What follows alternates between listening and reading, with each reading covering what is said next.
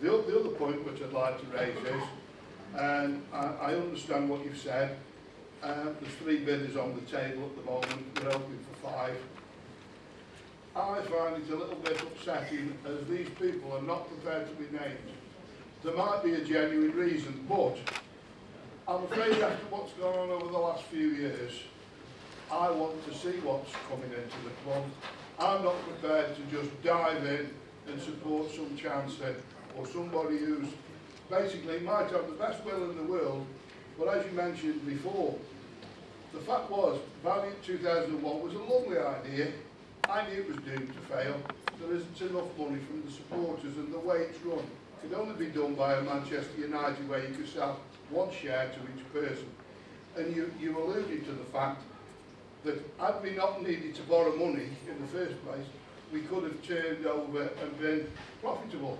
And that's exactly why you don't just need the money to buy the racehorse, you've got to feed it, and that was the problem. And that's the reason why I would very much like to know, I don't expect you to tell us now, it's out of your hand, to know who we are backing, because surely these people are going to need us, the fans, to back them and support them, and at the end of the day that will save money out of their pocket and hopefully actually make them a profit. Can I say, it is not unusual in the football business that when you are looking to buy a club, you keep your head low until such time as you are sure that your bid is going to be accepted. One of the bidders effectively has backed out because they were named, and 3,000 hits on their web put them off completely. If that hadn't happened, I believe we would have had a good bid off these people. So I can understand why, when I bought Leeds, I insisted our names were kept quiet until our bid was accepted. Then I was prepared to meet the fans, tell you what we were trying to do, but until then, they wanted some privacy to get on with doing their due diligence and finding out what's going. And you've got to have a bit of trust, I'm afraid. You can't have all the answers. It's Mr. Bratton go toot that out of a lot of us being. Yeah.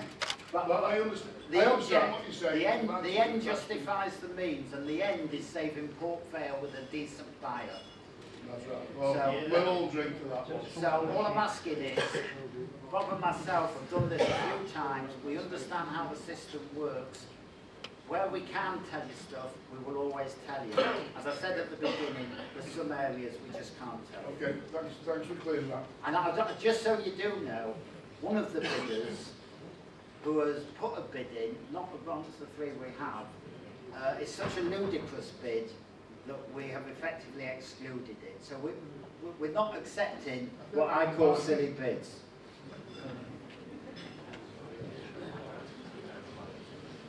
Hello, Bob. I'm just following on basically from Mike's question, in as much as what happens if your preferred bid isn't the general consensus of the supporters?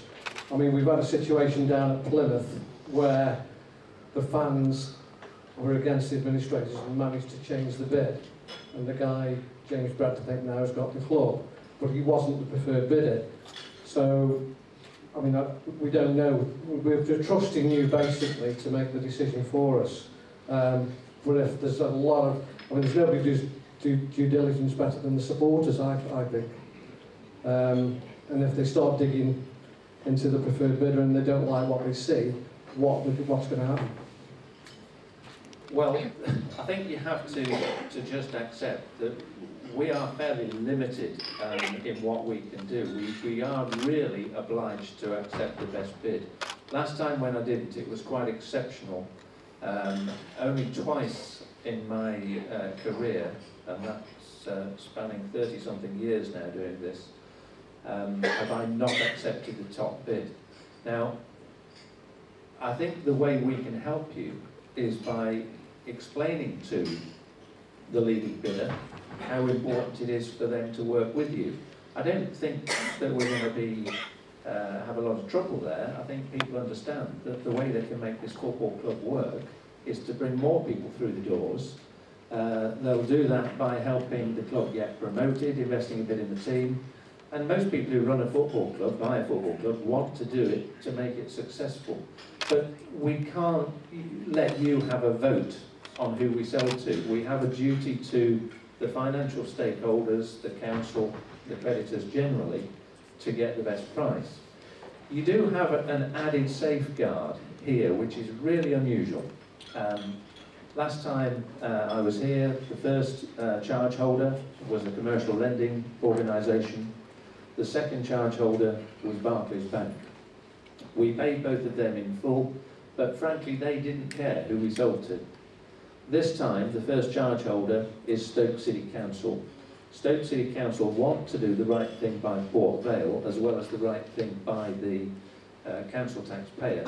So whilst we've got a duty to sell for the best price, if we present somebody to the City Council who is entirely inappropriate in your views, I think I know the Vale supporters well enough to know that the council will hear about that and may refuse to release their charge and allow that sale to go through. But you have to understand, we do primarily have a duty to the creditors and we should accept the highest bid. I think the other thing I'd like to add is football is full of people who can talk the talk. And the fact that somebody will just come and talk to you and tell you what you want to hear in itself is not a justification for backing them for owning the club.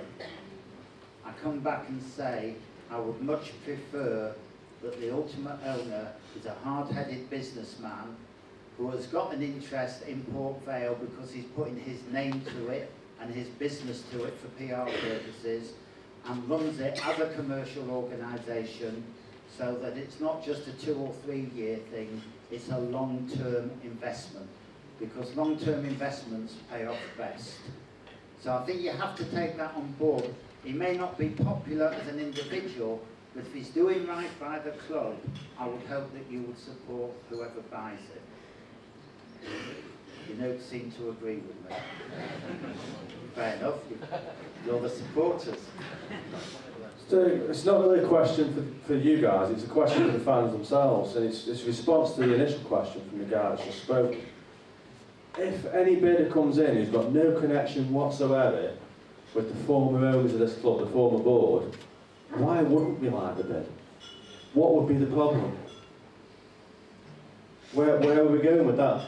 I mean, I'm sorry to bring it up, but there isn't just one person out there who wants this club. There's more people. We've already had 3 bids, of which one of the preferred people, amongst the fans, isn't one of them. So can we open his eyes a little bit and look beyond the obvious? Thank you.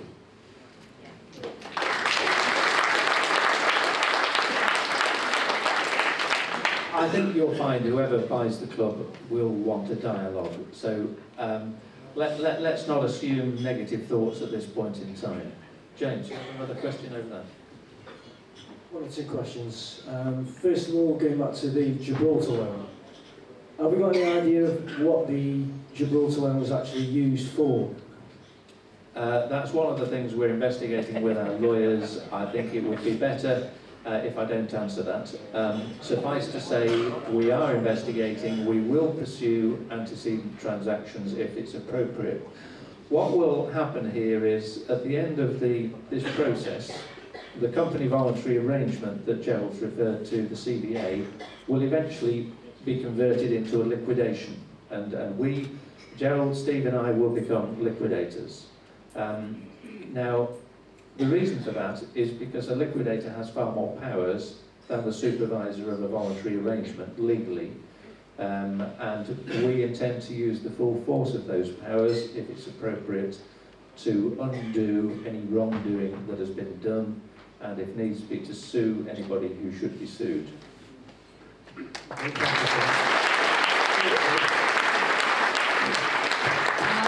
just add to that when we liquidation, we have the power to form a committee of creditors, either 3 or 5 representative of creditors.